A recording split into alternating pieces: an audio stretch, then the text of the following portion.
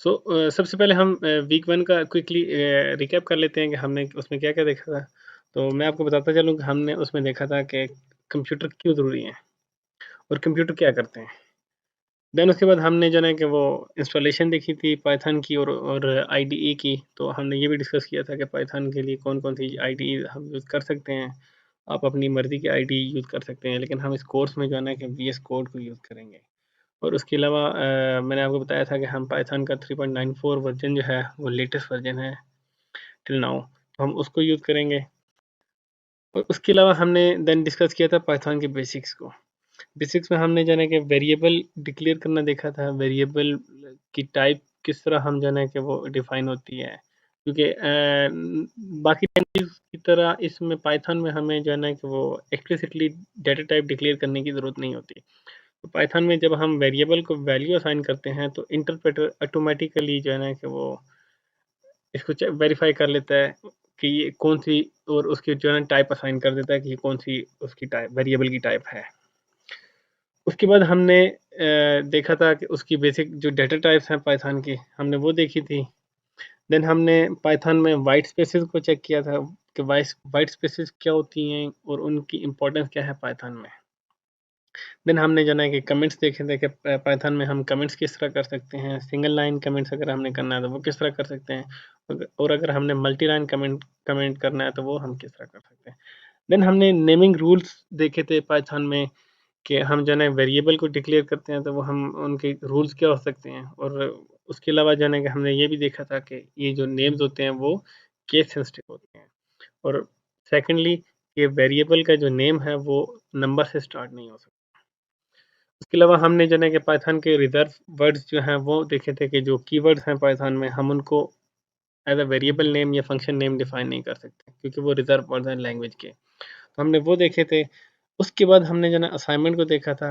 Then हमने जो है कि वो नेमिंग कन्वेंशंस देखी थी पाइथन में। अगर हमने जो है ना कि वो वेरिएबल नेम बनाना है या कोई फंक्शन का नेम देना है तो हम किस तरह जो है ना दे सकते हैं। जो कुछ हमने जो है ना डिस्कस भी की थी कन्वेंशंस, जिनमें जो हैं वो 4 मेजर हमने डिस्कस की थी। वो ये है कि हम जो है ना लोअर लेटर्स में हम उनको डिफाइन कर सकते हैं। अगर हमारे पास 2 वर्ड्स हैं तो वो उनके लेटर्स लोअर में होंगे, लोअर अल्फ़ाबेट्स में होंगे। तो हम उनको जो है ना अंडरस्कोर के साथ हम उनको जॉइन कर सकते हैं। देन हम दूसरा हमने ये देखा था कि अगर हमारे जो ऑल कैप्स में भी हम उनको यूज़ कर सकते हैं, लेकिन यूजिंग अंडरस्कोर। 2 वर्ड्स हैं और उनके जो लेटर्स हैं वो तमाम जो हैं वो कैपिटल होंगे, और हम उनको जो है अंडरस्कोर के साथ यूज़ कर सकते हैं। तो बेसिकली हम उनको फंक्शन, मेथड और एट्रीब्यूट्स के साथ एट्रीब्यूट्स के नाम जो है हम इस तरह डिक्लेयर करते हैं। देन हमने स्प्लिटली कैप्स देखा था कि क्लासेस के लिए हम किस तरह यूज़ कर सकते हैं। उसके अलावा हमने जो है ना वो कैमल केस नोटेशंस देखी थी। देन हमने जो है कि असाइनमेंट वेरिएबल की असाइनमेंट को डिस्कस किया था। और फिर उसके बाद हमने जो है ना कि वो देखा था कि जो नॉन एग्जिस्टेंट नेम है, हम अगर उनको एक्सेस करेंगे तो हमारे पास क्या-क्या इश्यूज़ आ सकते हैं, किस तरह के इश्यूज़ आ सकते हैं। ये बेसिकली जो है ना एक क्विक रिकैप था वीक 1 का। अब हम जो है ना कि वीक 2 में चलते हैं कि हम उसका हमारे जो वीक 2 के ऑब्जेक्टिव्स हैं वो क्या हैं बेसिकली। सो बेसिकली इस चैप्टर को कंप्लीट करने के बाद जो आप जो है ना कि आउटकम्स होंगे वो ये होंगे कि हम जो है ना कि देखेंगे कि basic phases of software development आपको पता चल जाएगा कि सॉफ्टवेयर डेवलपमेंट की जो बेसिक फेजेस हैं वो क्या है। उसके अलावा जो है ना कि वो स्ट्रिंग्स को हम किस तरह यूज़ कर सकते हैं इनपुट एंड आउटपुट में, और प्रिंट भी कर सकते हो, एज अ इनपुट भी ले सकते हैं। देन हम जो है ना कि वो इंटीजर्स और फ्लोटिंग पॉइंट्स को देख सकते हैं और उनमें अरिथमेटिक ऑपरेशन हम उनके परफॉर्म करेंगे। और हम जो है ना किस तरह जो है ना कि अरिथमेटिक एक्सप्रेशन को कंस्ट्रक्ट कर सकते हैं। और हम जो है ना initialise and use variables with appropriate names. तो हम जो है ना कि वेरिएबल्स को इनिशियलाइज करेंगे विद एप्रोप्रिएट नेम्स के साथ।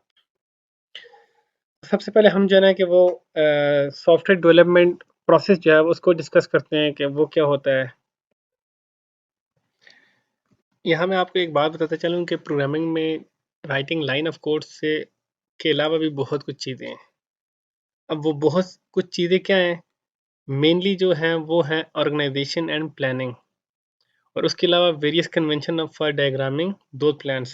जो बेसिकली अगर आपने कोई सॉफ्टवेयर बनाना है तो उसको जो है ना कि उसके लिए आपको क्या करना है, ऑर्गेनाइजेशन की ज़रूरत है और उसको प्लान करने की ज़रूरत है। और जो है ना कि डिफरेंट जो कन्वेंशन है उनको यूज़ करके उस प्लान को विजुलाइज करना है, बेसिकली डायग्राम के फॉर्म में शो करना है। अब जो कंप्यूटर साइंटिस्ट हैं वो जो इस प्रोसेस को प्लानिंग प्लानिंग वाले प्रोसेस को नाम देते हैं सॉफ्टवेयर डेवलपमेंट। बेसिकली अब उसमें जो है ना कि डिफरेंट सेवरल अप्रोचेज हैं सॉफ्टवेयर डेवलपमेंट की, और उसमें से एक जो अप्रोच है वो है वाटरफॉल के नाम से। अब वाटरफॉल क्या होता है? वाटरफॉल जो है उसमें डिफरेंट फेजेस होते हैं। अब उनमें जो है कि मेन जो है ना वो 6 फेजेस हैं। जो पहला फेज है उसमें जो है वो क्या करता है कि कस्टमर रिक्वेस्ट करता है। इस फेज में जो प्रोग्रामर है वो उसे कस्टमर की तरफ से एक रफ ड्राफ्ट मिलता है रिक्वायरमेंट का, जिसका उसने कंप्यूटराइज सोल्यूशन प्रोवाइड करना होता है। इस स्टेप को जो है ना कि रिक्वायरमेंट फेज कहते हैं। देन नेक्स्ट स्टेप होता है हमारे पास एनालिसिस का। उसमें जो है ना कि प्रोग्रामर डिटरमिन करता है कि इस प्रोग्राम ने करना क्या है। इसको हम इस तरह भी कह सकते हैं, it is the process of clarifying the specification for the problem. Mean हम प्रॉब्लम की तफसीलात को वाज़ेह करते हैं। देन हमारे पास नेक्स्ट फेज आता है डिज़ाइन का। इसमें जो है ना हम देखते हैं कि how the program will do its task. So basically जो प्रोग्राम है वो अपने टास्क कैसे परफॉर्म करेगा। देन हमारे पास जो है इम्प्लीमेंटेशन का फेज आता है। उसमें हम जो है वो एक प्रोग्राम लिखते हैं जो कि जिसको हम कहते हैं कोडिंग फेज। इसमें हम कस्टमर की रिक्वायरमेंट को कंप्यूटराइज प्रोग्राम के फॉर्म में हम ले आते हैं। देन उसके बाद हमारे पास आता है इंटीग्रेशन का फेज। उसमें क्या होता है कि हमारे पास अगर लेट्स सपोज हमारा प्रोग्राम जो है वो बड़ा है, उसमें डिफरेंट डिफरेंट कंपोनेंट्स होंगे, पार्ट्स होंगे, तो हम उनको एक दूसरे के साथ जो है कि वो कंबाइन करेंगे। बेसिकली इंटर कम्युनिकेशन करवा सकते हैं हम, जो है कि उनको एक दूसरे के साथ जोड़ेंगे तो उनको जो है हम इंटीग्रेशन कहते हैं। लाइक अगर प्रोग्राम हमारे प्रोग्राम में डिफरेंट पार्ट्स थे, पार्ट 1, पार्ट 2, पार्ट 3, तो हमने जो है उनको सेपरेटली लिखे, अब हम उनको कंबाइन करेंगे तो वो बेसिकली हमारे पास इंटीग्रेशन आता है। देन उसके बाद हमारे पास नेक्स्ट फेज आता है उसमें मेंटेनेंस का। यूजुअली प्रोग्राम की लाइफ लंबी होती है, लेकिन नॉर्मल जो लाइफ स्पैन है प्रोग्राम का वो 5 to 15 ईयर्स होता है किसी भी सॉफ्टवेयर का। इस ड्यूरेशन में रिक्वायरमेंट चेंज होती हैं, एरर्स डिटेक्ट होते हैं, और मेजर और माइनर मॉडिफिकेशन जो है ना कि वो प्रोग्राम में आती हैं। वाटरफॉल मॉडल की जो फेजेज है वो लेफ्ट साइड पे आपको इमेज के फॉर्म में नज़र आ रहे होंगे। अब इस इमेज में आप देख सकते हैं कि ये जो है ना कि इमेज रिजेंबल करती है वाटरफॉल की तरह। अब इसमें क्या होता है कि हर फेज की जो आउटपुट है वो दूसरे की इनपुट बन जाती है। कभी कभार किसी एक फेज में अगर कोई एरर डिटेक्ट हो जाए तो उसके लिए हमें जो है ना पिछले मॉड्यूल में जाके कुछ चेंजेस करनी पड़ती हैं। अगर हमें मेंटेनेंस के फेज में अगर हमें जो है ना कि कुछ चेंजेस करनी पड़े तो उसके लिए हमें जो है ना कि प्रीवियस फेजेस में जाके भी चेंजेस करनी पड़ती हैं। जैसा कि आप इस डायग्राम में देख सकते हैं कि हर फेज जो है वो सेपरेटली हमें जो है ना नज़र आ रहा है।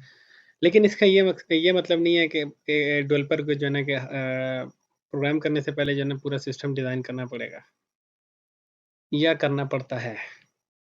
आजकल जो मॉडर्न सॉफ्टवेयर डेवलपमेंट है वो बेसिकली इंक्रीमेंटल और आइटरेटिव है। इट मीन्स कि आप जो है एक रफ ड्राफ्ट बना लेते हैं, कोई स्केलेटन वर्जन होता है या कोई प्रोटोटाइप, सिस्टम की प्रोटोटाइप बना के जो है ना कि आप यूज़र को दिखा देते हैं और उससे जो है ना कि उसकी इनपुट इनपुट लेते हैं।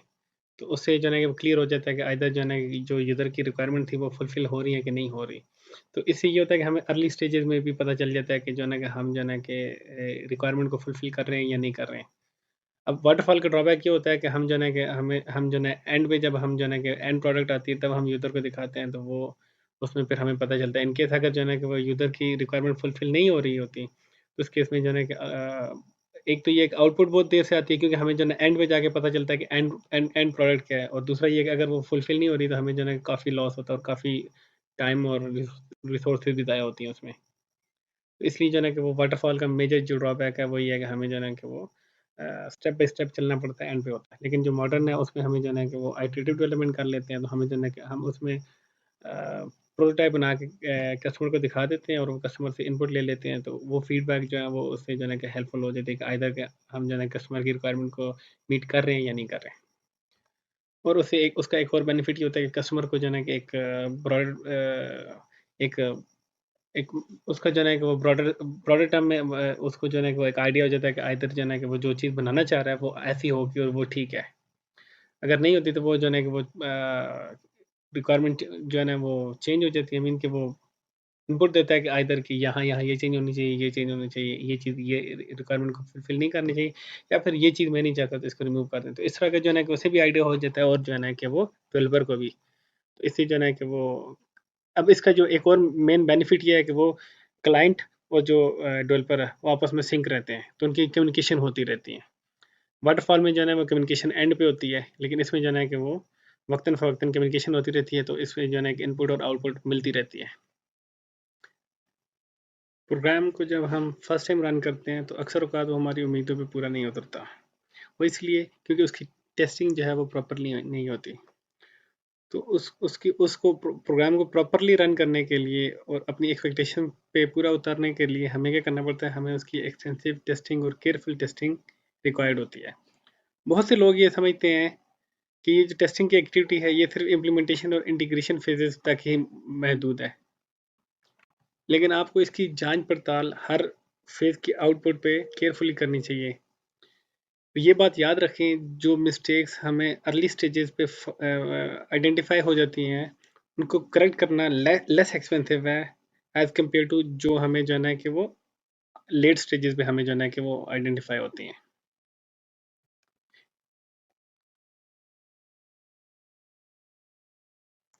ये इमेज हमें जो है कि रिलेटिव कॉस्ट बताती है फेज वाइज हमें जो है कि बग फिक्सिंग की।